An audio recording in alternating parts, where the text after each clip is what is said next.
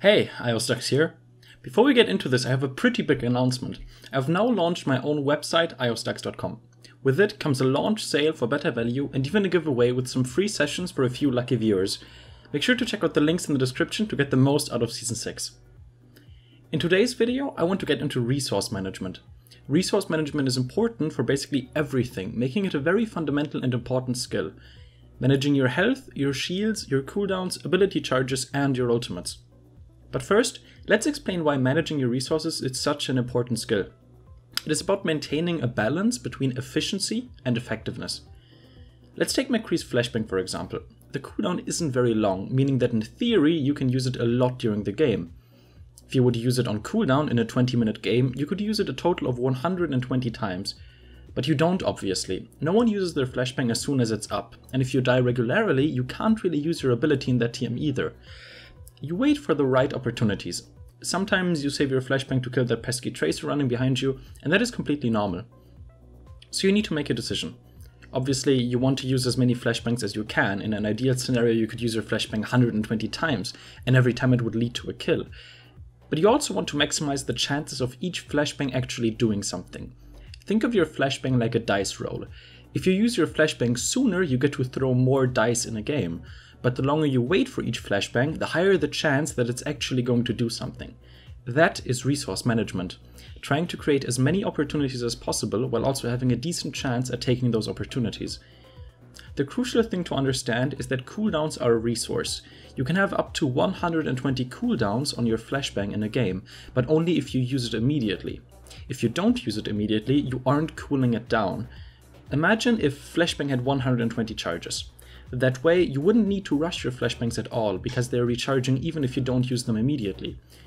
That is why a charge system on Tracer, for example, is so strong. You don't have to use your blinks immediately, since you can have up to 3 charges. Obviously, once you have all 3 charges, you aren't regenerating blinks anymore, which means that you are losing potential resources, in this case, a cooldown again.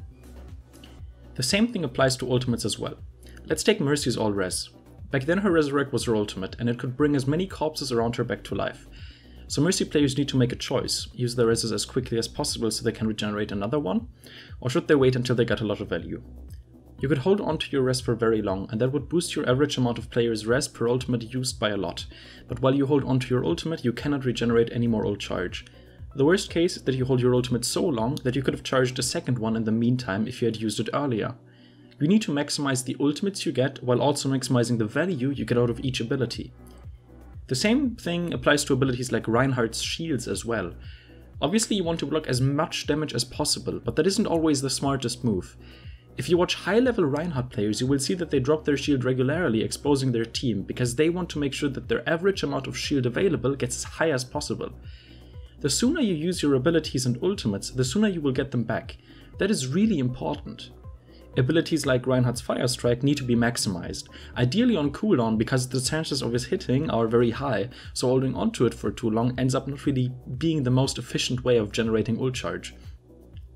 Abilities like Tracer's Recall or Genji's Deflect are also really important resources. Genji, for example, is a character that needs to go really deep. Imagine Genji not having his Deflect. Imagine Blizzard just removing that ability. You would probably play incredibly passive because you don't have that second chance button anymore. Whereas if you have your Deflect available, you can afford to go a lot more aggressive, since if anything goes wrong, your Deflect can buy you the time you need to get out. Same thing with the Recall. So the more aggressive you play, the more Deflects you use each game. If you have your Deflect or Recall available, you do not want to wait around too long. You want to maximize your pressure on the enemy team, getting behind the enemy team and drawing their attention. This way you will maximize both the effectiveness and the efficiency of your Recall. So how do you improve your resource management? First, use some references. Hop onto YouTube and watch the gameplay of your favorite pro players. Focus on one ability at a time. Let's take something like Zarya's Bubble for example. You don't want to just spam that ability because you may end up with 0 energy gained. But you also don't want to wait too long because it will lower the amount of barriers you get to use in a single game. Watch the pro player play and see how he handles his bubbles. How does his playstyle change once his personal barrier becomes available? Does he use his personal barrier very frequently, or does he save it for quite a while until he really needs it? Try to understand the thought process behind that one ability. That is really important. Focus on one ability at a time. Once you think you understand how the ability works, Go in game and focus on that one ability. So you would go in game, pick Zarya, and keep your eyes peeled on your personal barrier. As soon as it's up, try to get into a very aggressive position and use it ASAP. Try to use it as often as you can without sacrificing the amount of charge you gain. If you do this for long enough, it will become second nature, and you will subliminally track that cooldown and play more aggressive as soon as you get it up. Once you feel confident in that one ability, you can keep going with the other abilities. You can do the same procedure with your projected barrier, and finally with your ultimate. Resource management is incredibly important. You will never have perfect resource management, but you want to get as close to 100% efficiency to effectiveness as possible. You want to use your abilities as often as you can while getting as much value out of them as you can. It is much better to solo Deadeye 5 times than get a triple kill with it once. The faster you use your abilities, the faster you'll get to use them again. There we go. I hope that this guide was of some use to you. Make sure to check out the giveaway in the description if you want to get a shot at a personal coaching session for Season 6. My name is Overwatch, and I'd like to thank you for learning.